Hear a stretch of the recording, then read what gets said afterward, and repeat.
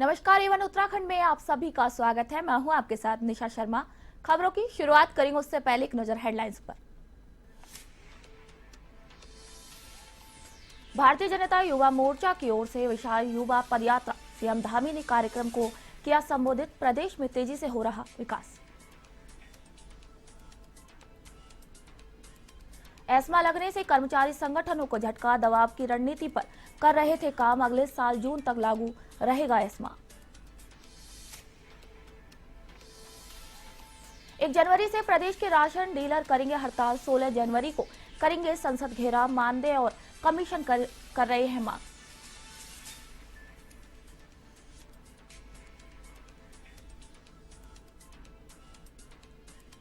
तीन दिवसीय दिव्य आध्यात्मिक महोत्सव का शुभारंभ आरएसएस के सरसंघ चालक मोहन भागवत ने किया उद्घाटन। 25 साल पूर्व जून अखाड़े की पीठ पर विराजमान हुए थे अवधेशानंद महाराज।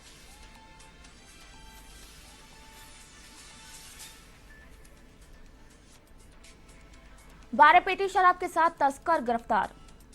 शराब तस्करी के खिलाफ अभियान।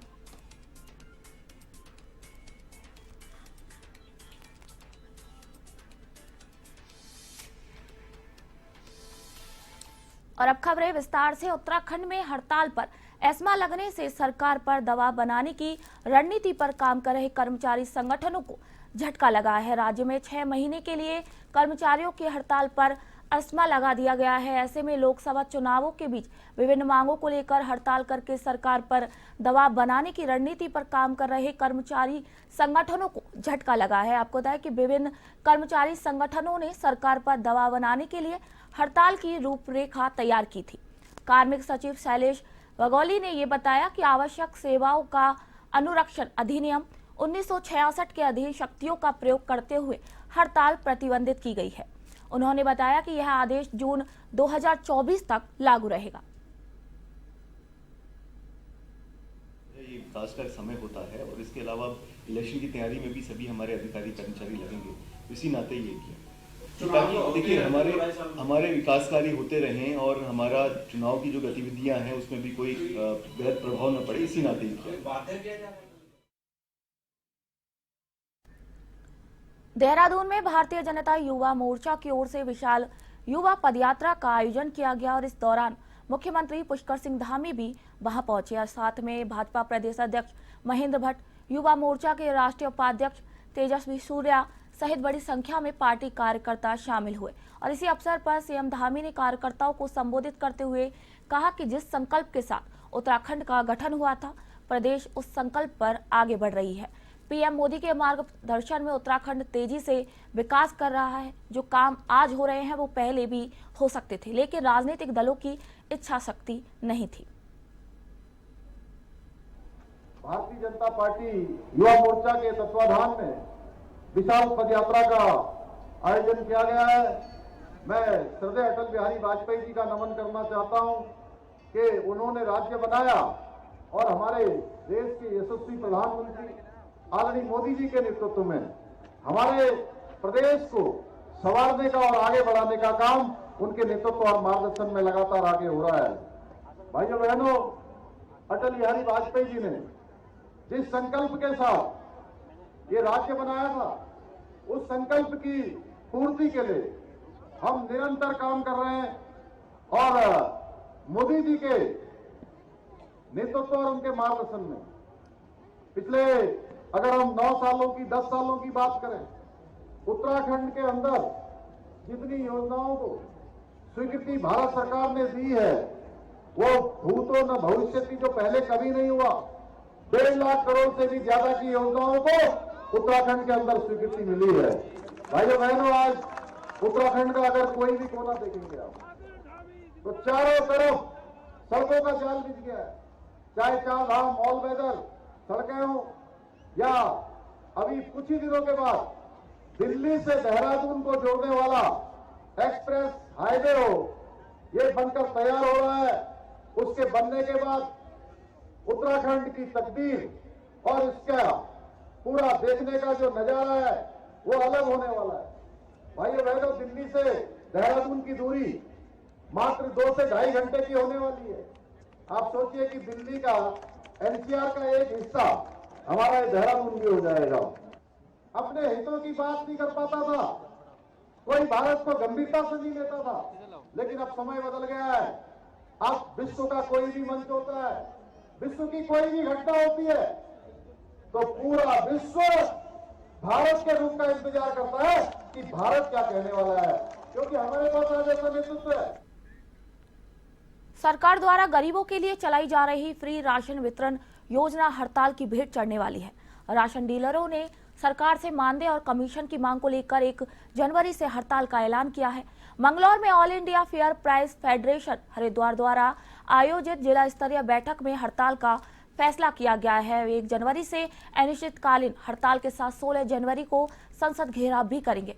फेडरेशन के जिला अध्यक्ष नरेंद्र शर्मा ने बताया कि 1 जनवरी से राशन वितरण का कार्य पूर्ण रूप से बंद रहेगा। उन्होंने आगे कहा कि कई वर्षों से विक्रेताओं द्वारा मानदेय बढ़ाए जाने की मांग की जा रही है, जिसे सरकार और केंद्रीय खाद्य मंत्रालय विभाग द्वारा हमेशा अनदेखा किया जाता है।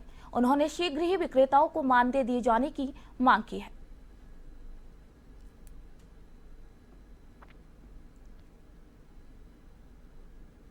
कोरोना काल में हमने पूरी जान लगन से माल बांटा है। कुछ आदमी हमारे कोरोना काल में चले भी गए, उनका भी कुछ नहीं मिला अब तक भी। फाइल ही चल रही है और कुछ नहीं है। हमारा 7 माह का वेतन है, वो नहीं मिला हमें। दूसरा जो है 4 महीने का और कमीशन है हमारा, ये हमें अब तक नहीं मिला है। और आश्वासन दिए जा रहे हैं कि आज देंगे, कल देंगे, परसों देंगे, यही आश्वासन चल रहा है। हमारा जो राष्ट्रीय नेतृत्व है उसने हड़ताल का आह्वान किया है। पूरा राष्ट्रव्यापी हड़ताल रहेगी। Manglaur, Roorkee block, Bhagwanpur block, Laksar block, सब क्षेत्र से जो है यहाँ पे राशन डीलर प्रतिनिधि आए थे और सब एक सुर से सबने एक ही बात रखी है कि हम बिल्कुल हड़ताल के साथ रहेंगे। जब जो भी हमारा राष्ट्रीय नेतृत्व जब भी हड़ताल का हमारा समझौता हो उसके बाद ही हमारी दुकानें खुलेंगी, तब तक हम बिल्कुल हड़ताल पर रहेंगे। हरिद्वार में कनखल के हरिहर आश्रम में आज से 3 दिवसीय दिव्य आध्यात्म महोत्सव शुरू हो गया है। महोत्सव के उद्घाटन सत्र में राष्ट्रीय स्वयंसेवक संघ के सरसंघचालक डॉक्टर मोहन राव भागवत, हरियाणा के मुख्यमंत्री मनोहर लाल खट्टर, स्वामी रामदेव, स्वामी चिंदानंद मुनि, पूर्व राज्यपाल भगत सिंह कोश्यारी, पूर्व कैबिनेट मंत्री मदन कौशिक, बड़ी संख्या में संत और कई बड़ी हस्तियां शामिल हुई। आपको बता दें कि जूना अखाड़े के आचार्य महामंडलेश्वर स्वामी अवधेशानंद महाराज के पीठ पर विराजमान हुए 25 वर्ष पूर्ण हो चुके और इसी उपलक्ष्य में हरिहर आश्रम में भव्य आयोजन किए गए, जहां सुबह विशेष पूजा अर्चना की गई तो शाम महाभारत में भगवान श्री कृष्ण का अभिनय करने वाले अभिनेता नीतीश भारद्वाज की ओर से चक्रव्यूह का मंचन किया जाएगा। और इसी अवसर पर मोहन भागवत ने कहा कि हम आज विश्व कल्याण के साथ भय मुक्त की भी कामना करते हैं, कल्पना करते हैं। सृष्टि का कल्याण केवल सनातन में है। ज्ञान भाषण से आचरण नहीं आता है, अगर एक शब्द का भी आचरण कर लिया जाए तो दुनिया में परिवर्तन आ सकता है। भगवान श्री राम इसलिए पुरुषोत्तम नहीं कहलाए क्योंकि उन्होंने मर्यादाओं का पालन किया था, इसलिए भगवान मर्यादा पुरुषोत्तम कहलाए थे। देश को चलाने वाले तंत्र के जो लोग हैं वो प्रजा के पालन की बुद्धि रखकर उस तंत्र में रहे, प्रजा को रूल करने की बुद्धि से न रहे। जो हमारे प्रधानमंत्री जी ने कहा पार्लियामेंट में आने के पहले दिन कि मैं प्रधान सेवक हूं, इस वृत्ति से लोग सत्ता में प्रशासन में रहे। स्वस्ति प्रजाभ्य परिपालयन्ता न्याय्येन मार्गेण, और न्याय के मार्ग से महिम महिषा गो ब्राह्मणेभ्य शुभमस्तु सर्वे। गौ यानी गाय भी है, गौ यानी हम सब आपके इंद्रिय अवयव भी है, और गौ यानी सारी पृथ्वी भी है। और ब्राह्मण यानी विद्वान है, ज्ञान की उपासना करते हैं, सत्य पर चलते हैं, व्रतस्थ रहते हैं। उनका सबका शुभ हो।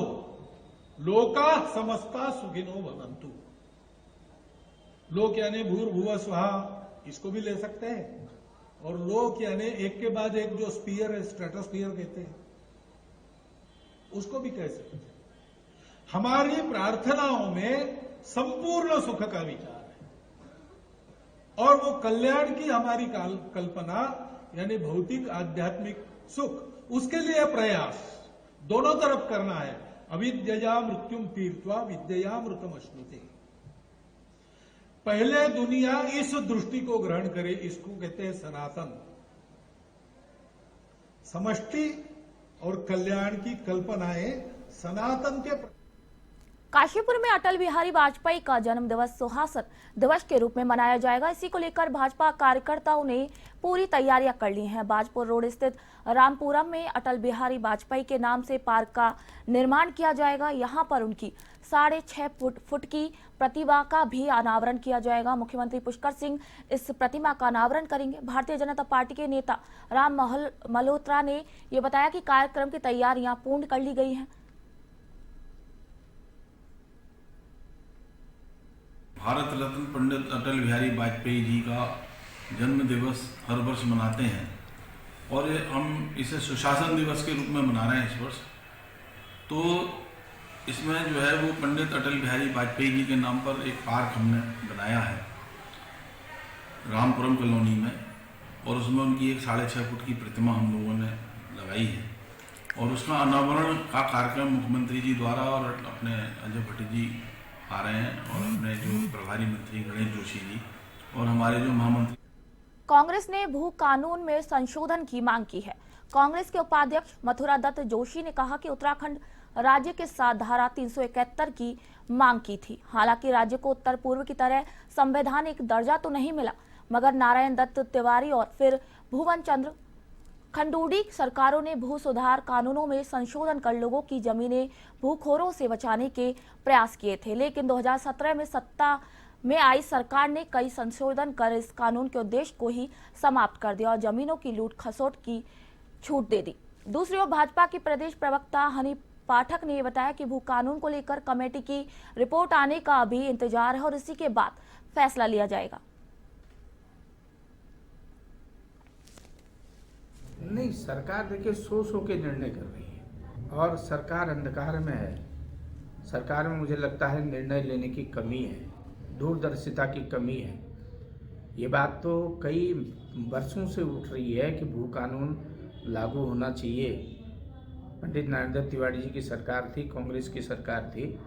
500 वर्ग तक हमने बाहर के लोगों को ज़मीन खरीदने के लिए अलाउ किया था, लेकिन खंडूरी जी ने उससे 2 कदम आगे बढ़ते उसको कम करके 250 गज कर दिया और वो बरकरार रहा।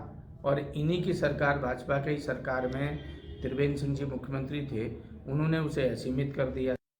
उत्तराखंड को बनाने में महिलाओं का जिस प्रकार से योगदान था, तो उनको 30% 36 आरक्षण देने की बात ले लीजिए, या तो फिर सबसे कड़ा नकल विरोधी कानून ले लीजिए, या धर्मांतरण कानून ले लीजिए हमारी देवभूमि में जो लागू हुआ है, ये सभी कानून लागू करने वाले यही मुख्यमंत्री श्री पुष्कर सिंह धामी जी हैं। और जहां तक कांग्रेस की बात है, तो नारायण दत्त तिवारी जी ने एक आंदोलनकारियों का भी आरक्षण का वो निकाला था। वो किस प्रकार निकाला था, विधानसभा में वो विधेयक को पारित तक नहीं करवाए थे और उन्होंने मुंह जवानी उस चीज को बोल दिया था, जिसके बाद हजारों तादाद में छात्र और छात्राओं के भविष्य से खिलवाड़ हुआ था और लोगों के रोजगार छिन गए थे। कोरोना महामारी से अभी देश पूरी तरह से उभर भी नहीं पाया था कि अब इसके नए सब वेरिएंट JN.1 ने दस्तक दे दी है। उत्तराखंड में इसी को लेकर एडवाइजरी जारी की है, जिसमें सभी अस्पतालों को अलर्ट मोड पर रहने के निर्देश दिए गए हैं। नगर निगम को भी कुछ अहम निर्देश दिए गए हैं, इसी को लेकर नगर निगम पूरी तैयारी में है।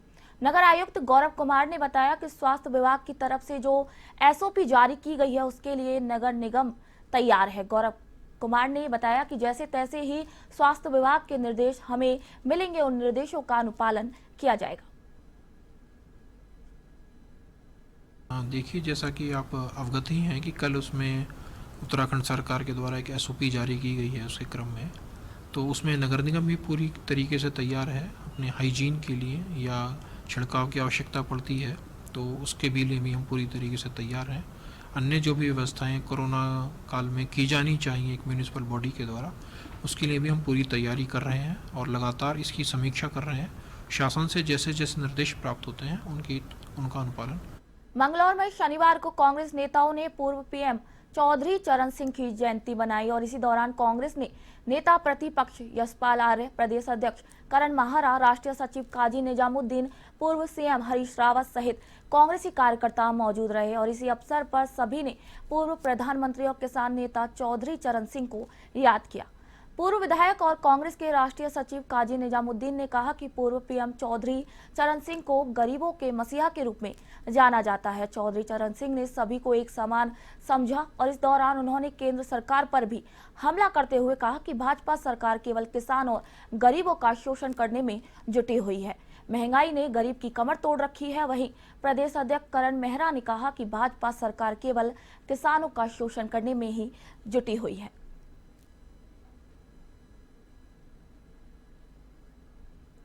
जिस तरीके की वो शख्सियत रही और किसानों की बेहतरी के लिए पूरा जीवन उन्होंने अपना बिताने का काम किया। आज जब किसान खतरे में है, जिस समय 700 किसान आंदोलन में मर रहे हों और एक मंत्री पुत्र 5 किसानों को अपनी थार गाड़ी से कुचल दे और प्रशासन को, सरकार को कोई फर्क ना पड़े। अगर पुराना ज़माना होता तो मेरे ख्याल से प्रधानमंत्री अपने मंत्रिमंडल से उसको बाहर कर देते। लेकिन कि आपको जो किसानों की आवाज़ है, जो गरीब तबके की आवाज़ है, जो शोषितों की, वंचितों की आवाज़ को मजबूती से विधानसभा सदन में उठा सके, ऐसे नुमाइंदे को यहाँ से चुनकर भेजना चाहिए और काजी साहब इसके लिए सबसे बेहतर और बड़ी। देश में एक बार फिर से कोरोना के नए वेरिएंट देखने को मिल रहे हैं, जिसका नाम JN.1 कोविड वायरस है। इसी को लेकर दून अस्पताल के DMS डॉक्टर धनंजय डोभाल ने एडवाइजरी देते हुए कहा कि लोगों को एक दूसरे से सोशल डिस्टेंसिंग बनाकर रखनी पड़ेगी और एक दूसरे से हाथ ज्यादा नहीं मिलाएं। साथ ही वह भीड़भाड़ वाले इलाकों से भी दूर रहें और यदि किसी को सांस और अन्य किसी भी प्रकार की कोई भी बीमारी हो तो उसे डॉक्टर से सलाह लेकर उपचार करवाएं। अपना इलाज समय से करा लेना चाहिए। साथ ही आगे उन्होंने कहा कि उत्तराखंड में भी अभी ऐसे कोई भी इस नई कोविड वेरिएंट को लेकर केस सामने नहीं आए हैं और यदि भविष्य में ऐसी कोई स्थिति सामने आती है तो उसके लिए दून अस्पताल में 9 ICU और 20 ऑक्सीजन वाले बेड आरक्षित कर रखे हैं। सेंट्रल गवर्नमेंट की तरफ से आई है और उसके बाद हमारे माननीय स्वास्थ्य सचिव श्री राजेश कुमार जी के द्वारा आई है कि सारी सोशल डिस्टेंसिंग, हाथ न मिलाना, एक दूसरे से थोड़ा भीड़ भाड़ इलाकों से दूर रहना, इसका वो अनुपालन करें। और अगर उनको कोई अगर सांस की संबंधित कोई भी परेशानी होती है तो ओवर द काउंटर मेडिकेशन न लें, जो भी डॉक्टर हैं उनसे संपर्क करें और आगे ज़रूरत है फर्दर जांचों की नहीं उसके बाद देखें। दूसरा ये है कि हाँ, जो रेगुलर जो वो है, हर एक अस्पताल के लिए एक एडवाइजरी डाउन हुई कि भाई किसी भी परिस्थिति को लेकर के हमें कुछ बेड आरक्षित रखने हैं उनके लिए, आइसोलेशन बेड। और उसी क्रम में हमने अपने 9 ICU और 20 जो ऑक्सीजन वाले बेड है उनको इस तरह की इलनेसेस के लिए आरक्षित किया हुआ है। बुलेटिन में फिलहाल के लिए इतना ही। मुझे दीजिए इजाजत। देखते रहिए 1 TV। नमस्कार।